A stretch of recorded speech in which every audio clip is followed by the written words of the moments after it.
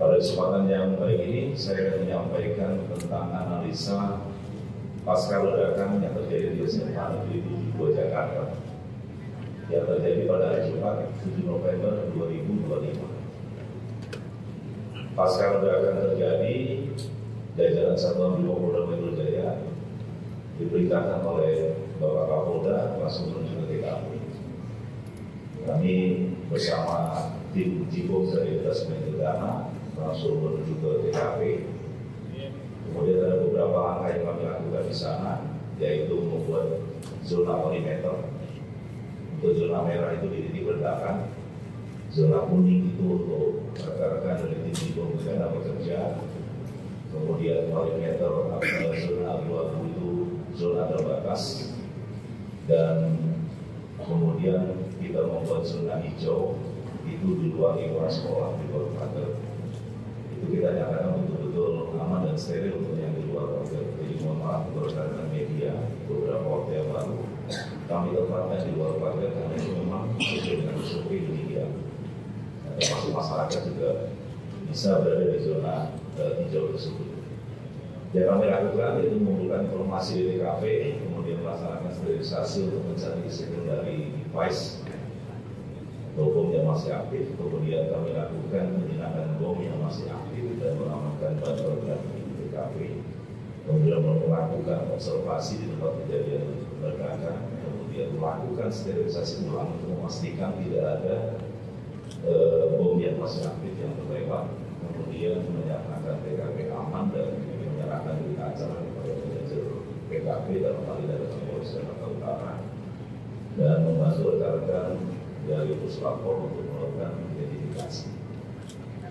Dari langkah-langkah tersebut, kami mendapatkan ada dua TKP peledakan, bom. Yang pertama yaitu di masjid, di dalam masjid di lingkungan SMA Negeri 72 tersebut. Kami menemukan beberapa barang bukti seperti serpihan plastik, kemudian ada dua kreator atau dua kawah ledak yang ada di dalam masjid tersebut. Kemudian kami temukan paku, kemudian ada juga potongan tas, kemudian ada switching router dan seterusnya yang berkaitan dengan benda yang diledakan oleh terduga. Namun yang perlu kami sampaikan kepada rekan-rekan media, di sana ada dua level, artinya ada dua kawah ledak yang kami temukan di TKP. Kemungkinan ini juga memang ada dua bom yang diledakkan di dalam masjid. Kami juga menemukan electric mesh, di situ berfungsi sebagai inisiator. Kemudian ada empat PCB dan strip power yang tadi kami sudah sampaikan, dan ada baterai A4 dengan volt dengan daya 1,5 volt berarti kalau 4 baterai berarti ada 6 volt. Kalau receiver itu sudah terbongkar menjadi serpihan itu dengan daya 6 volt, sama dengan baterai yang digunakan 6 volt. Kemudian untuk bahan peledak eksplosif yang kami temukan dengan menggunakan alat trigaku yang kami punya untuk terdeteksi potensi uran yang digunakan oleh terduga, dan ini mungkin belum direkam nanti dari rekan-rekan Puslapor untuk bahan kimia lain yang menyertai di bahan tersebut. Kemudian ada serpihan plastik, itu kalau kita rekonstruksi itu sama bentuknya dengan jerigen plastik sebesar 1 liter. Kemudian ada stapler berupa paku itu ada paku baja dan paku seng yang ada payungnya seperti itu, yang berada terserak di dalam masjid. Dari beberapa barang bukti kita analisis bahwa power yang digunakan oleh terduga itu dalam menggunakan 4 buah baterai. Kemudian inisiatornya adalah electric mesh, kemudian eksplosifnya mengandung potasium klorat, kemudian switchingnya belakang receiver yang dikendalikan dengan remote. Nah, namun remote tidak ditemukan di dalam mesin. Kemudian casingnya itu bikin plastik 1 liter dan kemudian staplernya paku.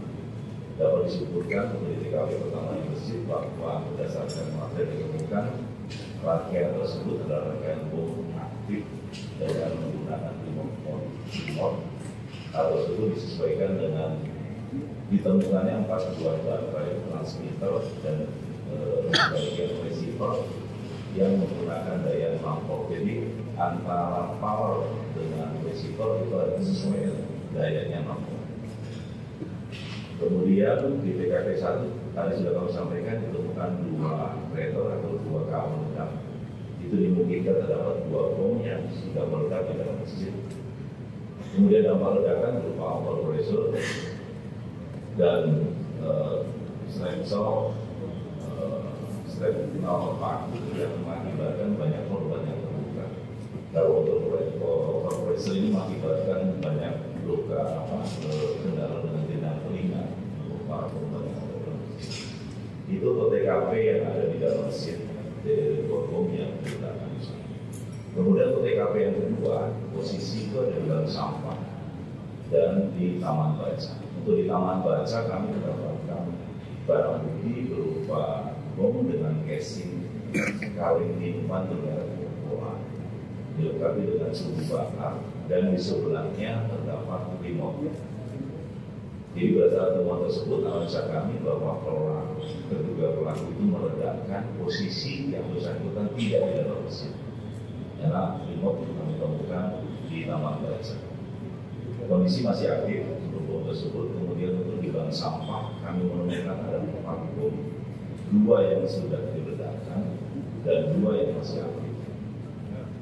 Kami lakukan X-ray dan tidak terdapat rangkaian elektronik di dalam bom yang di bank sampah. Bom yang di dalam bank yang terdapat kami temukan di bank sampah tersebut menggunakan casing pipa ukuran 3/4 mm dengan panjang kurang lebih sekitar 20 cm. Itu untuk yang 2 sudah meledak. Itu namun tidak sempurna meledaknya. Jadi untuk casing yang meledak, namun casing pipanya tetap utuh. Dan 2 yang masih aktif sudah kita karena kami tahu tentang cara teman-teman dari bom untuk melakukan pembongkaran bom secara manual karena tidak ada rangkaian elektronik. Jika kami temukan di sana untuk powernya adalah sumber api, inisiatornya itu sumber bakar firewall. Jadi kalau tidak dibakar ya tidak meledak. Namun yang 2 itu dibakar oleh kemudian eksplosifnya sama menggunakan rotasi utama.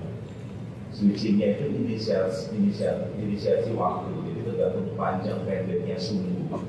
Kalau sumbunya panjang ya lebih lama waktunya, kalau sumbunya lebih pendek itu lebih cepat. Itu switchingnya. Kemudian casingnya ada 2 kaleng minuman merek Coca-Cola dan pipa logam ukuran 34. Dapat disimpulkan bahwa berdasarkan material yang ditemukan aktivasi bom menggunakan sumbu api. Kemudian dari taman baca ditemukan 1 bom bakar dengan casing kaleng minuman dengan Coca-Cola dengan kondisi masih aktif dan saat ini sudah diamankan oleh Petugas Penyidikan Dasar Polda Metro Jaya barang bukti tersebut. Kemudian di bank sampah itu ditemukan 2 yang sudah meledak dan 2 yang masih aktif. Itu yang masih aktif sudah kita amankan. Maka saudara saat ini berdasarkan hal tersebut maka dapat kami simpulkan bahwa total di TKP ditemukan 7 buah bom dengan rincian sebagai berikut. Di TKP 1 itu 2 bom sudah meledak dengan aktivasi receiver yang dikendalikan dengan remote control. Yang remote-nya kami temukan di taman baca. Kemudian 2 TKP.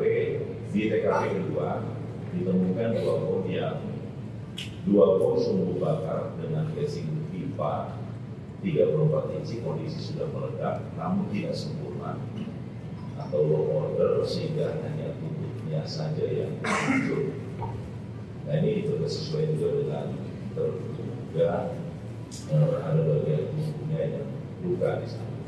Kemudian 2 bom sumbu bakar dengan casing pipa logam 3,4 inci kondisi masih aktif, dan 1 buah bom sumbu bakar dengan casing kaleng minuman merek Coca-Cola juga kondisi masih aktif.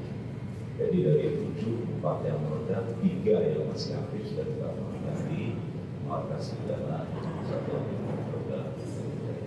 Demikian rekan-rekan media yang dapat kami sampaikan. Download Tribun X sekarang, menghadirkan lokal menjadi Indonesia.